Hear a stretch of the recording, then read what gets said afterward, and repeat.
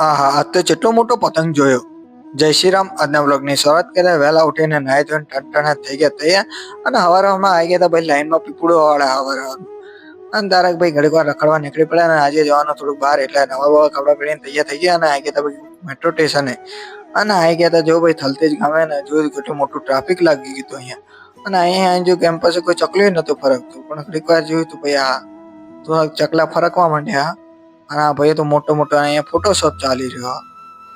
હા ભાઈએ જોયું તો મોટો મોટો પતંગ ચકાઈ દીધો દોડ્યા ખેંચી રહ્યો જોણે આવા બેન ઉડવાનું ના હોય જોણે. હા કેટલો મોટો પતંગ છે. અને હોય તો જોયું તો ભાઈ લોકો મોટા મોટા પતંગ ચગાવવા માંડ્યા હવે. લપેટ લપેટ ની અવાજ આવી રહ્યા હતા કેટલા બધા આવ્યા હતા. મને તો મજા જ ના આવી. અને આ ગયા હતા ઘડીક વાર પેલી ડેમ મોલમાં અને જોયું તો હા. અને એને જોયું તો પાંડા ભાઈ ઊંધો પડ્યો હતો.